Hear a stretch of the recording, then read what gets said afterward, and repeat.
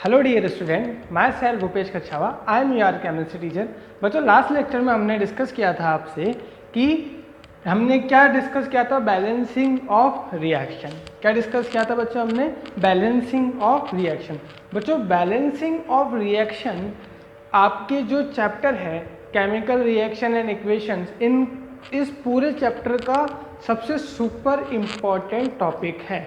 अगर आप कोई भी कॉम्पिटिटिव एग्ज़ाम उठा लीजिए, आप अपने बोर्ड के लास्ट ये प्रीवियस ईयर्स के क्वेश्चंस को उठा लीजिए, जब भी आप उनको लगाएंगे तो आप देखेंगे कि सबसे ज़्यादा जो क्वेश्चन पुटअप हुए हैं वो केवल एक ही टॉपिक से हुए हैं, जिसका नाम है बैलेंसिंग ऑफ इक्वेशन। बच्चों, बैलेंसिंग ऑफ इक्वेशन में मैंने आपको अच्छे से बता दिया है कि कैसे रिएक्शन को बैलेंस करना है। ठीक है, ये जो ट्रिक है बच्चों, ये किसी बुक में नहीं मिलेगी आपको। ठीक है, ये खुद की बनाई हुई ट्रिक है जो आपको अप्लाई करनी है। ओके, ट्रिक क्या थी बच्चों की? बैलेंस, जब भी हम इक्वेशन को बैलेंस करने की बात कर रहे थे तो हमने वहाँ देखा था कि हम सबसे पहले सबसे पहले हम मेटल को बैलेंस कर रहे थे, फिर हम जा रहे थे नॉन मेटल की तरफ। ठीक है, फिर जैसे ही नॉन मेटल बैलेंस हो रहा था हम वापस जा रहे थे कहाँ? मेटल की तरफ। ठीक है, इसी तरह बच्चों कि जब नॉन मेटल और मेटल दोनों ही बैलेंस हो गए, फिर हमें जाना था ऑक्सीजन की तरफ, ऑक्सीजन को बैलेंस करने की तरफ। ठीक है, जैसे ही ऑक्सीजन बैलेंस हो रहे थे फिर हमने वापस नॉन मेटल और मेटल को चेकआउट करना था कि वो दोनों बैलेंस है या नहीं। फिर जब ऑक्सीजन, नॉन मेटल और मेटल तीनों बैलेंस हो गए तब हमें जाना था हाइड्रोजन की तरफ। और जैसे ही हाइड्रोजन जब हमारा बैलेंस हो रहा था तो हमें फर्दर जो पीछे तीन थे, कौन से? मेटल, नॉन मेटल और ऑक्सीजन, इनको चेकआउट करना था। ठीक है, इस तरह बच्चों रिएक्शन जो है वो क्या हो गई? बैलेंस हो गई। ठीक है, क्या हो गई? बैलेंस हो गई। ठीक है, इससे जो प्रीवियस लेक्चर था उसमें मैंने आपको बताया था कि टाइप्स ऑफ केमिकल रिएक्शन क्या क्या होते हैं, जैसे कॉम्बिनेशन, रिडक्शन, डिसोसिएशन, ठीक है, ऑक्सीडेशन, रिडक्शन, रेडॉक्स, ठीक है, डिस्प्लेसमेंट, डबल डिस्प्लेसमेंट, एक्सेट्रा। ठीक है, अब बच्चों हम इस चैप्टर के लगभग एंड पोर्शन तक आ चुके हैं। ठीक है, ये चैप्टर की हम एंडिंग पर आ चुके हैं। अगर बच्चों, वैसे तो मेरे अकॉर्डिंग कोई चीज़ मैंने नहीं स्किप किया है, अगर कोई टॉपिक अगर स्किप रह गया तो उसको ये मत सोचिएगा कि मैंने स्किप करा दिया है। हो सकता है कि वो टॉपिक में आपको क्वेश्चन जब हम कराएं तब मैं आपको कवर कराऊं। ठीक है, इसके साथ साथ बच्चों आज का लेक्चर जो है वो बहुत इंपॉर्टेंट भी है। क्यों? क्योंकि आज के लेक्चर में हम इसके एंडिंग पोर्शन पे तो डिस्कस करेंगे ही करेंगे, साथ के साथ हम जो एनसीईआरटी के अंदर जो क्वेश्चंस दिए गए हैं उनको भी, जो मेनली जो क्वेश्चन है उनको भी आज हम डिस्कस करने वाले हैं, जैसा कि हमने कल करा था। ठीक है बच्चों, तो मैं आपका ज़्यादा टाइम नहीं लूँगा, आप आज शुरू करते हैं आज का टॉपिक। ओके बच्चों, आज का जो हमारा टॉपिक है वो है कोरेजन। क्या है? कोरेजन। बच्चों, कोरेजन क्या होता है? ये तो है थोड़ी सी लैंग्वेज, अपने सब्जेक्टिव लैंग्वेज। मैं आपको जनरल लैंग्वेज में अगर समझाना चाहूँ तो इस प्रक्रिया को, इस प्रोसेस को आप समझ सकते हैं। आपने देखा होगा बच्चों, जब हम कोई चद्दर या कोई भी लोहे की चीज़, ठीक है, किसी भी लोहे की चीज़ बच्चों, जब हम उसको बाहर रख देते हैं, या तो अपन छत पर रख देते हैं या अपने कमरे के बाहर रख देते हैं, या जो भी हमारा जो स्टोर है उसमें रख देते हैं। ठीक है, तो कई बार हमने देखा होगा बच्चों कि जो लोहे की जो चीज़ होती है, यानी लोहे की जो सरफेस होती है, ठीक है, जैसे मान लो मैं चद्दर की बात करूं तो चद्दर की सरफेस पे बच्चों ब्राउन कलर की एक शीट जो है वो जमना शुरू हो जाती है। ठीक है, जिसको हम सामान्य भाषा में बोलते हैं जंग लगना। क्या बोलते हैं मेरे प्यारे बच्चों? जंग लगना। ओके, तो बच्चों जंग लगना क्या है? जंग लगने का मतलब क्या है बच्चों कि अपने पास जो मैटर था, यानी कि जो अपने पास जो लोहा यानी कौन सी मेटल? एफी की बात हो रही है, फेरिस की बात हो रही है। तो उस फेरिस ने क्या करा बच्चों, एटमॉस्फेयर में क्या क्या था? एक तो ऑक्सीजन थी, ठीक है, और क्या था? और अपने पास मॉइस्चर भी था, H2O यानी वाटर भी था, हल्की नमी भी थी। ठीक है, उसके साथ जो एटमॉस्फेयर में नाइट्रोजन होती है, CO2 होती है, और भी कोई केमिकल कंपोनेंट्स होते हैं, उनके साथ वो क्या करा, वो जो चद्दर का जो मैटर है, यानी कि मेटल कौन सी? ठीक है, मेटल कौन सी बच्चों? फेरिस यानी आयरन। ठीक है, तो क्या हुआ, उसने रिएक्ट किया। ठीक है, और क्या करा, कोरिजन कर लिया। क्या कर लिया बच्चों? कोरिजन। ठीक है, अब बच्चों मेरी बात सुनो कि कोरिजन का मतलब क्या है। देखो, corrosion the phenomena due to which metals are slowly eaten away by the reaction of air and water and chemical present in atmosphere. ठीक है, इस बात को ध्यान से समझिएगा, केमिकल प्रेजेंट इज एटमॉस्फेयर। ठीक है बच्चों, एटमॉस्फेयर के अंदर भी कई सारे केमिकल प्रेजेंट होते हैं, नाइट्रोजन होता है, CO2 होता है। ठीक है, तो अपन को वो दिखते नहीं है। ठीक है, तो chemical present in the atmosphere is called corrosion. ठीक है, तो क्या होता है बच्चों कि लोहे के अगर, अच्छा अब मेरी बात सुनो, लोहे की जब अपन बात करेंगे, ठीक है, तो लोहे की जब अपन यानी कि किसी भी मेटल यानी कौन सा? फेरिस। ठीक है, जब फेरिस ऑक्सीडाइज होगा, ठीक है, तो हम उसे रस्ट बोलते हैं। क्या बोलते हैं? Specifically rust. लेकिन जब मैं सभी मेटल की बात करूं, ठीक है, जब मैं कोई स्पेसिफिक मेटल का नाम नहीं लूं, मैं कह रहा हूं कि मेटल है, मेटल को आपने एटमॉस्फेयर में रख दिया, तो एटमॉस्फेयर में उसके पास क्या क्या है? मेटल के पास क्या है? क्या है बच्चों, मुझे जल्दी से बताओ। हाँ, क्या है? ऑक्सीजन है, ठीक है, मॉइस्चर है, H2O है, नमी है। ठीक है, और फिर उसके बाद क्या है उसके पास? जो एटमॉस्फेयर के अंदर केमिकल्स हैं, ठीक है, वो है। तो वो क्या करेगा? मेटल उनसे रिएक्ट करके क्या कर लेगा? कोरिजन कर लेगा। लेकिन जब मैं स्पेसिफिकली बोलूँ कि फेरिस का कोरिजन हुआ है, यानी कि लोहे का कोरिजन हुआ है, तो उसे हम कोरिजन नाम नहीं देते हैं। हम पूरे प्रोसेस को बोलते हैं रस्ट। क्या बोलते हैं? रस्ट, जिसे हिंदी में बोलते हैं जंग लगना। क्या बोलते हैं बच्चों? जंग लगना। तो बच्चों जब फेरिस की बात करेंगे ना, तब हम बोलेंगे कि जंग लग गई है या रस्ट हो गया है। ठीक है, रस्ट का फॉर्मेशन हो गया है। लेकिन बच्चों सभी मेटल में रस्ट थोड़ी फॉर्मेशन हो जाएगा, सभी मेटल के अंदर जंग थोड़ी लग सकती है। ठीक है, तो सभी मेटल को, जब सभी मेटल की बात करेंगे तो उस प्रोसेस को हम कोरिजन बोलते हैं। लेकिन जब स्पेसिफिकली हम किसी फेरिस की बात करें, आयरन की बात करें, तो हम उसी प्रोसेस को क्या बोल देंगे? रस्ट बोल देते हैं। क्या बोल देते हैं मेरे प्यारे बच्चों? रस्ट बोल देते हैं। अब देखो होता क्या है,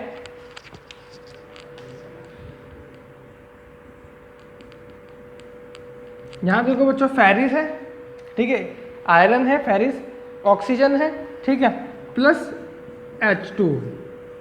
क्या है बच्चों? H2, जो कि अपन को मॉइस्चर में मिलेगा, नमी के अंदर मिलेगा।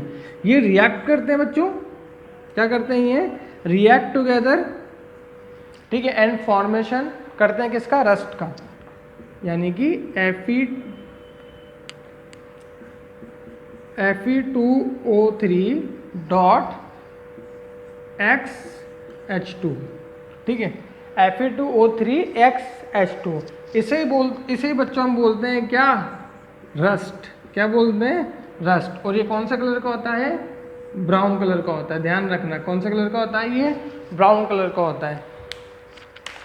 ठीक है, तो अब बच्चों यहाँ पर देखो मेरे पास हुआ क्या है, यहाँ पर मेरे पास फेरिस था, इसने ऑक्सीजन से, और ये तो अपन को एटमॉस्फेयर में मिल जाएगा, ये भी अपन को एटमॉस्फेयर में मिल जाएगा।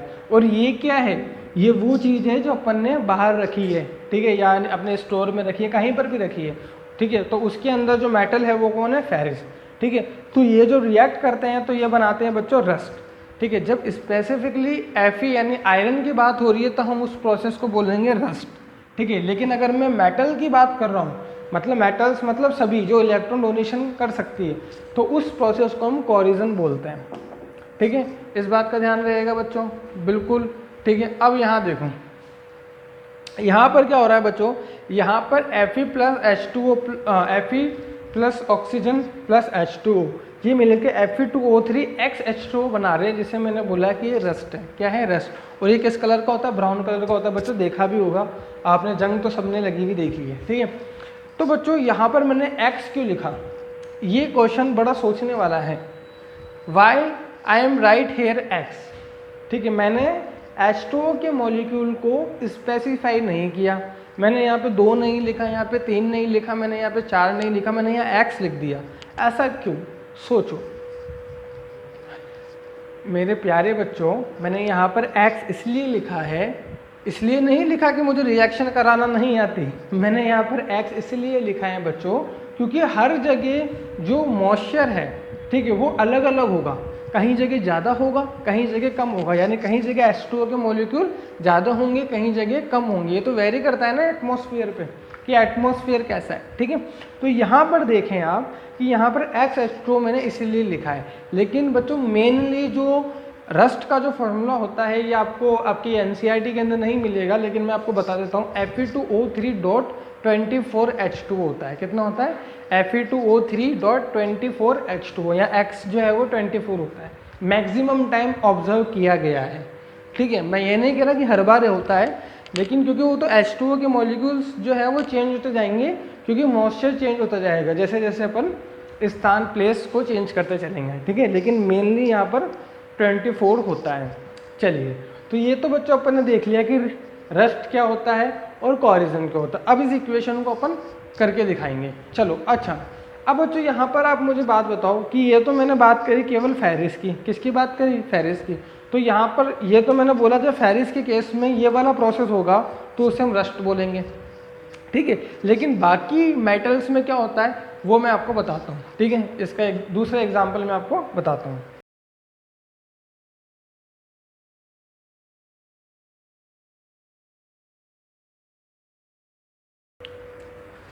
चलिए बच्चों, अब यहाँ देखें, ये मैंने बात करी कॉपर की, ठीक है। अगर यहाँ पर फेरिस होता तो स्पेसिफिकली उसे रस्ट बोलते हैं, लेकिन यहाँ पे मैंने मेटल लिखा है, ठीक है, मेटल्स लिखा है, तो मैंने यहाँ पे कॉपर का एग्जांपल लिया है, ठीक है। तो मैं यहाँ लिख देता हूँ 4 कॉपर,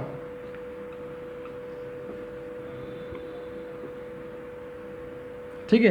तो कॉपर के केस में देखो बच्चों क्या हो रहा है,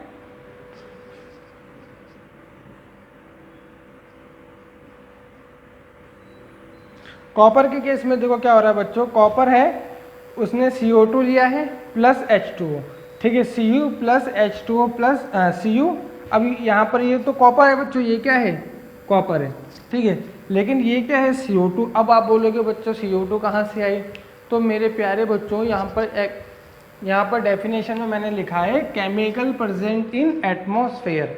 इस पे ज़रा गौर करो, ठीक है। केमिकल प्रेजेंट इन दी एटमॉस्फेयर, ठीक है, यानी कि जो भी केमिकल एटमॉस्फेयर में प्रेजेंट होंगे, ठीक है। तो बच्चों केमिकल कौन कौन से प्रेजेंट होते हैं? CO2, H2O, नाइट्रोजन, हीलियम सब होते हैं, ठीक है। तो ये क्या करता है बच्चों, कॉपर जब इस CO2 को लेगा, CO2 कहाँ से आई है? एटमॉस्फेयर से। H2O कहाँ से आया? एटमॉस्फेयर से आया, मॉइस्चर के अंदर प्रेजेंट होता है। ये बनाते हैं CuCO3 यानी कॉपर कार्बोनेट, और उसके साथ ये डॉट लगा है, ठीक है, कॉपर हाइड्रोक्साइड, ठीक है। बच्चों ये जो कॉपर कार्बोनेट और कॉपर हाइड्रोक्साइड होते हैं ना बच्चों, ये ग्रीन कलर के होते हैं। किस कलर के होते हैं बच्चों? ग्रीन कलर के होते हैं, याद रखना, किस कलर के होते हैं? ग्रीन कलर के होते हैं, ठीक है। अब देखो मैं आपको इसका भी एग्जांपल बताता हूँ बच्चों। आपके घर पे आपने देखा होगा, नहीं देखा होगा तो आपके नाना नानी जी, ठीक है, नाना जी के घर, नानी जी के घर, या कहीं पर भी आपने जहाँ पर कोई बहुत ज़्यादा एज के जो है फैमिली मेम्बर्स जो है वो रहते हैं, उसमें आपने देखा होगा बच्चों कि उनके पास अपन बोलते हैं ना कि घड़ा, ठीक है। तो जो घड़ा होता है, घड़ा कौन सा? कॉपर वाला, ठीक है, नॉर्मल स्टील का नहीं, कॉपर वाला। तो बच्चों जब कॉपर के घड़े को आप देखोगे ना, तो उसमें आपको लगेगा कि इसमें ना हरी कलर की कुछ ना कुछ जो है वहाँ पे डिपोजिशन हो जाती है, ठीक है। ग्रीन कलर की क्या हो जाती है? जो बहुत पुराना होता है उसमें ग्रीन कलर की डिपोजिशन हो जाती है। वो डिपोजिशन क्या है? कॉपर कार्बोनेट की है, डॉट कॉपर हाइड्रोक्साइड की है, ठीक है। वो डिपोजिशन किसकी है? कॉपर कार्बोनेट की और कॉपर हाइड्रोक्साइड की डिपोजिशन है, ठीक है। वो क्या होती है? ग्रीन कलर की होती है। और वो क्या इंडिकेट करती है बच्चों? क्या इंडिकेट करती है कि जो आपके पास जो कॉपर है वो ऑक्सीडाइज, यानी कि ऑक्सीडाइज बोल लो क्योंकि ऑक्सीजन तो है ही है, ठीक है, या फिर उसका क्या हो गया है? कोरेजन हो गया है। क्या हो गया बच्चों? कोरेजन हो गया, ठीक है। चलिए अब आप इसको नोट करें, फिर अपन आगे पढ़ते हैं। यहाँ पर देखिए बच्चों, आपके पास है रस्टिंग, ठीक है। रस्टिंग यानी कि जंग लगना, द कोरिजन ऑफ आयरन। अब बात वही आ गई, स्पेसिफिक मेटल के लिए कोरिजन हो रहा है, तो corrosion of iron is known as rusting, ठीक है, यानी जंग लगने को अपन रस्टिंग बोलते हैं। अब बच्चों कोरिजन या रस्टिंग, ठीक है, ये जो रिएक्शन है ये किस टाइप की रिएक्शन है, ये पूछा जाता है कि रस्टिंग या कोरिजन जो है वो किस टाइप की रिएक्शन है। तो बच्चों रेडॉक्स रिएक्शन है। कैसी रिएक्शन? रेडॉक्स। रेडॉक्स मतलब जिसमें at the same time oxidation भी हो और रिडक्शन भी हो, ठीक है। अब बच्चों इसको समझना बहुत ज़रूरी है, ठीक है। अब मैं यहाँ पर आपको एक बार ऑक्सीडेशन लिखा देता हूँ, ठीक है। फिर एक बार मैं आपको रिडक्शन बता देता हूँ। हालांकि ये मैं आपको बता चुका हूँ, लेकिन बच्चों जो भी मैंने आपको बात बताई है ना, वो आपके 10th स्टैंडर्ड तक ही काम आएगी। लेकिन जो अब आज मैं जो आपको ऑक्सीडेशन और रिडक्शन के बारे में जो बता रहा हूँ, वो आपको आगे जब तक आपके साथ केमिस्ट्री है, आगे जब तक आप पढ़ाई करोगे, यानी बीएससी करोगे या डॉक्टर बनोगे, जब तक आपके साथ केमिस्ट्री रहेगी, यानी केमिस्ट्री आपका एक सब्जेक्ट के तौर पे रहेगा, तब तक आपको सब चीज़ें समझ में आएगी। ठीक है, नीट करोगे, आईआईटी करोगे, 11th पढ़ोगे, 12th पढ़ोगे, सारी चीज़ें। ठीक है, तो ऑक्सीडेशन मतलब क्या, मैंने आपको बताया था कि एक एलिमेंट है, उस अगर वो ऑक्सीजन को क्या करता है बच्चों, गेन करता है, पहला केस तो ऑक्सीडेशन कहलाएगा। और अगर यही एलिमेंट अगर हाइड्रोजन को क्या कर रहा है, रिमूव, क्या कर रहा है बच्चों, रिमूव, हाइड्रोजन को क्या कर रहा है ये, रिमूव, तो उस केस में क्या कहलाएगा, ऑक्सीडेशन। तो या तो कोई एलिमेंट ऑक्सीजन को गेन करे या फिर कोई एलिमेंट हाइड्रोजन को रिमूव करे, ये दोनों ही केस किसको रिप्रेजेंट करते हैं, ऑक्सीडेशन को। रिडक्शन में मैंने आपको क्या कहा था कि जस्ट ऑक्सीडेशन का उल्टा है कि नहीं बच्चों, बताओ।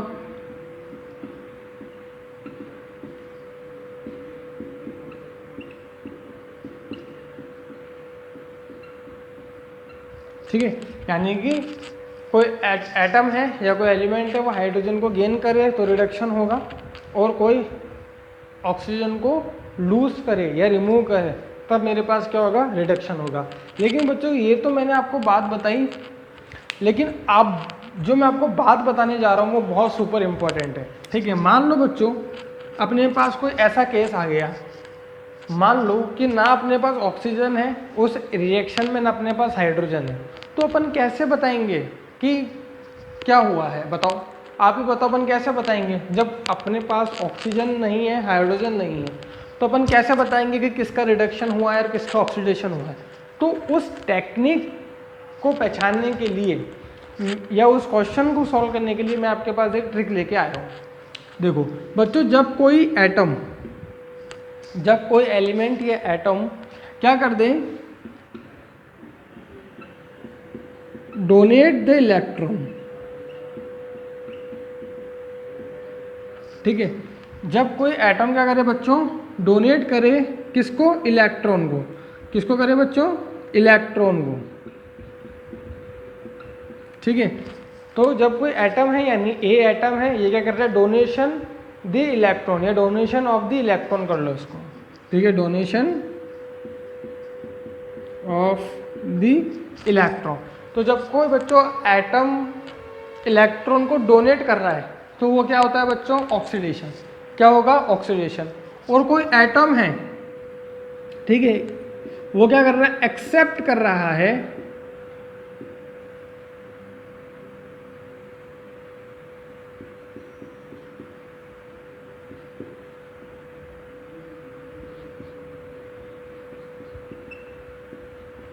ठीक है, कोई एटम ए है, वो क्या कर रहा है, एक्सेप्ट द इलेक्ट्रॉन, तो उस केस में क्या हो जाएगा, रिडक्शन हो जाएगा। यानी बच्चों मेरे पास कोई एटम है, वो इलेक्ट्रॉन को डोनेट कर रहा है, यानी डोनेशन ऑफ इलेक्ट्रॉन कर रहा है, तो उस केस में वो क्या हो जाएगा, ऑक्सीडेशन।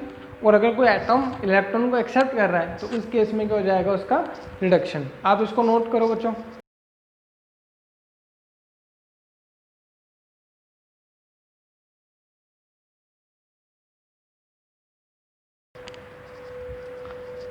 चलिए बच्चों, आपने नोट करा इसको। मैंने आपको क्या बताया कि ये तो केस होंगे ही कि अगर कोई एटम ऑक्सीजन को गेन करे या हाइड्रोजन को रिमूव करे, उसको ऑक्सीडेशन कहते हैं। लेकिन मैं बात कर रहा हूँ ऐसे रिएक्शन में जहाँ अपने पास ना तो हाइड्रोजन अवेलेबल हो ना ऑक्सीजन अवेलेबल हो, तब हम कैसे बताएंगे कि किसका ऑक्सीडेशन हुआ और किसका रिडक्शन हुआ है। उस केस में हमें ये देखना है कि कौन एटम है जो इलेक्ट्रॉन को डोनेट कर रहा है। जो एटम इलेक्ट्रॉन को डोनेट करेगा वो ऑक्सीडेशन हो जाएगा उसका, ठीक है, और जो एटम इलेक्ट्रॉन को एक्सेप्ट करेगा उसका वो रिडक्शन हो जाएगा। अब यहाँ देखो बच्चों, यहाँ पर देखो मेरे पास 2Fe है, इसने 4 इलेक्ट्रॉन डोनेट करे हैं। मेरे पास 2Fe है, इसने क्या करा, 4 इलेक्ट्रॉन डोनेट करे हैं। तो इस पर चार्ज कितना आएगा, देखो 2Fe और +2। देखो मैं आपको समझाने की कोशिश करता हूँ बच्चों कि जैसे मान लीजिए यहाँ पर इस साइड में आपको समझाता हूँ।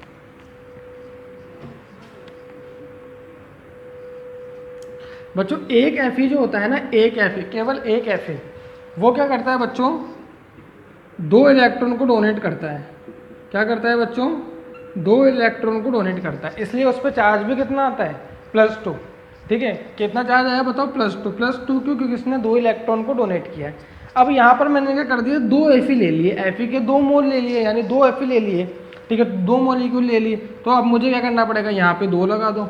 ठीक है, तो यहाँ पर अगर मैं 2 लगाऊंगा तो देखो एक Fe 2 इलेक्ट्रॉन डोनेट कर रहा था, तो 2 Fe कितने करेंगे, 2 × 2 यानी कि 4 इलेक्ट्रॉन। तो यहाँ यही तो चीज़ मैंने लिखी है, 2 Fe क्या कर रहे हैं, 4 इलेक्ट्रॉन डोनेट कर रहे हैं और क्या बना रहे हैं, 2 Fe + 2। ओके।